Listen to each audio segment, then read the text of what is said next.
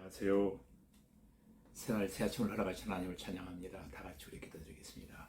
좋으신 아버지 하나님, 새날 새 아침 새 생명을 우리에게 선물로 허락하시고 말씀을 들으며 기도하며 찬양하며 하루를 또 시작합니다.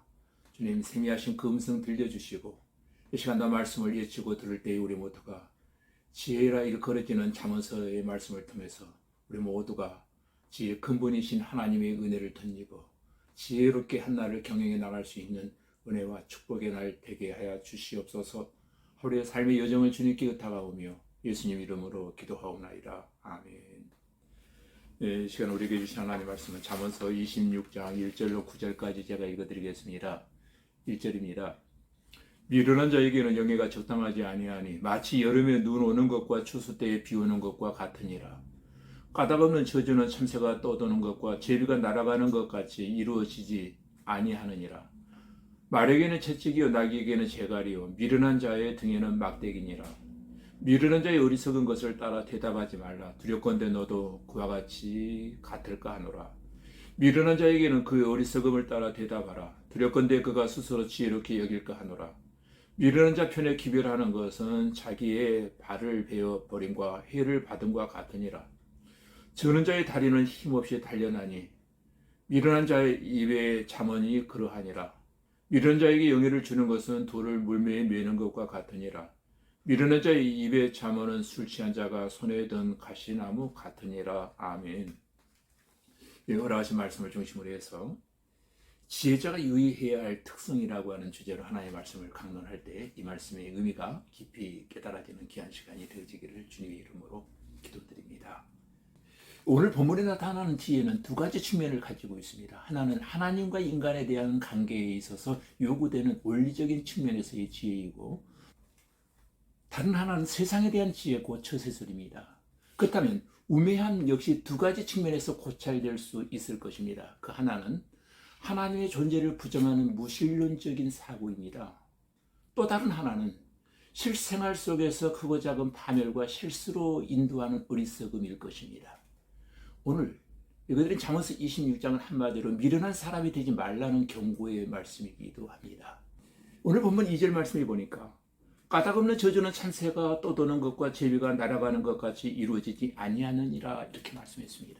미련한 사람이 아무리 까닭없이 저주한다 하여도 상관없는 것입니다. 상관하지 말라는 겁니다. 이것은 마치 머리 위에 날아다니는 제비나 떠들어대는 참새가 아무런 해를 미치지 못하는 것과 같다는 겁니다. 저주는 받지 않으면 그 저주는 하늘에서 빙빙 돌다가 제 집으로 돌아가게 되어지기 때문이라는 겁니다. 또 3절 말씀에 보면은 말에게는 채찍이요 나귀에게는 재갈이요 미련한 자의 등에는 막대기니라. 아멘. 여기서 미련한 사람을 말과 나귀에 비유하고 있습니다. 다시 말하면 짐승과 비슷하다는 것입니다. 전혀 이성을 따르지 아니하고 감정에 치우쳐 너무나 제멋대로 하기 때문에 완력과 공포가 아니면 다를 수가 없다는 말이기도 합니다. 죄라는 것은 이렇게 무섭습니다. 인간을 짐승으로 비교할 정도로 타락시켜버린다는 것입니다. 이제 4절과 5절 말씀을 제가 읽어드립니다. 미련한 자의 어리석은 것을 따라 대답하지 말라. 두렵건대 너도 그와 같을까 하노라. 미련한 자에게는 그의 어리석음을 따라 대답하라. 두렵건대 그가 스스로 지혜롭게 여길까 하노라. 아멘. 여러분, 미련한 자와 대화할 때는 어느 때 침묵을 지키고 어느 때 대답해야 할지를 아는 것이 곧 지혜다는 겁니다.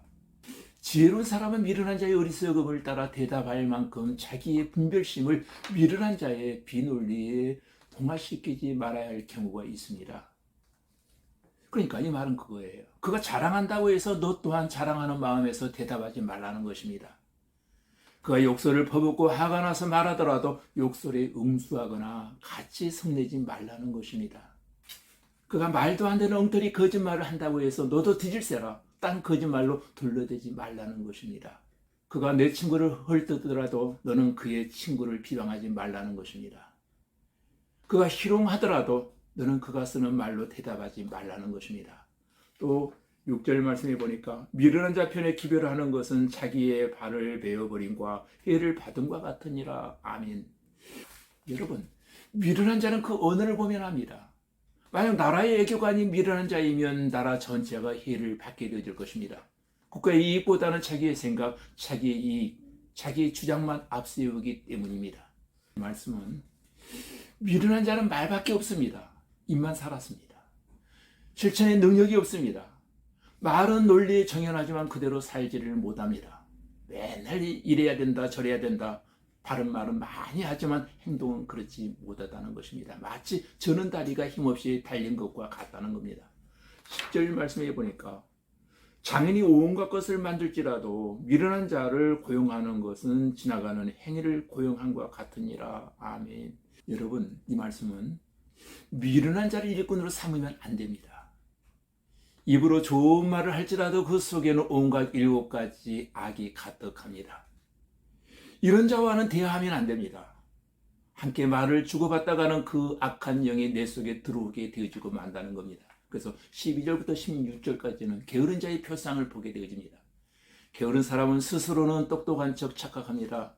7절 말씀해 보시면 자기의 분수도 모르고 묵묵히 내 책임만 감당해야 하는데 길을 지나가다가 자기와 상관없는 다툼을 간섭하고 있습니다. 이 10절 말씀을 함께 봉독하겠습니다. 나무가 다하면 불이 꺼지고 말쟁이가 없어지면 다툼이 쉬느니라. 아멘. 그러니까 우리는 진짜 예수쟁이가 되어야지, 기도쟁이가 되어야지, 진짜 전도쟁이가 되어야지, 말쟁이가 되어서는 안 된다는 그런 말입니다. 여러분, 말쟁이라고 하는 말은 이간질하는 사람이 말쟁이입니다. 우리 그런 사람들을 많이 보게 되죠. 그리고 이 말 저 말 옮기고 다닌 사람이 말쟁이라는 것입니다. 그러니까 20절 말씀을 돌려서 말씀드린다면 말쟁이가 없어지면 평화가 온다는 말씀입니다. 이해가 되십니까? 다툼이 사라지고 마는 것입니다. 우리는 타인을 말할 때 꼭 말해야만 한다면 좋은 말만 하게 되시기를 주님의 이름으로 기도드립니다. 25절로 28절까지를 제가 읽어드리겠습니다. 그 말이 좋을지라도 믿지 말 것은 그 마음에 7가지 가증한 것이 있음이니라. 속임으로 그 미움을 감출지라도 그의 악이 회중 앞에 드러나느니라. 함정을 파는 자는 그것에 빠질 것이요 돌을 굴리는 자는 도리어 그것에 치이리라. 거짓말하는 자는 자기가 해한 자를 미워하고 아첨하는 입은 패망을 일으키느니라. 아멘. 기도 1시간 하라 하면 못하는데 남의 말 1시간 하라 하면 1시간이 모자랍니다. 광명의 천사의 옷을 입고서 겉과 속에 다른 사람의 마음속에 7 귀신이 들어앉아 있어 속이는 것입니다. 그의 악이 회중 앞에 드러난다고 했습니다. 결국에는 패망한다고 28절에 말씀하고 있습니다. 여러분, 지혜가 최고입니다. 우리는 미련한 자로 살지 마시고 오늘도 하나님 주신 지혜로 한날을 승리할 수 있기를 주님의 이름으로 기도드립니다. 다 같이 우리 기도하겠습니다. 전능하신 아버지 하나님 감사합니다. 이 시간 지혜의 영을 부어주시기를 원합니다. 주님, 우리의 양심과 영혼이 병들지 않게 하시고 주여 우리의 입술만 살아있지 않게 하시고 그대로 살 수 있는 실천의 능력을 허락하여 주시기를 원합니다. 주님, 우리의 입술로 바른 말만 하다가 다리가 힘이 없어 달리는 어리석은 자가 되지 않게 하여 주시옵소서. 간절한 마음으로 비웃기는 성도들의 심령 속에 악한 영이 틈타지 않게 하시고 주님의 강력한 성령의 역사로 말미암아 아버지 하나님 오늘도 어디에서 무엇을 하든 영적 전쟁에서 승리하는 은혜의 한날 되게 하여 주시옵소서. 예수님 이름으로 기도하옵나이다. 아멘.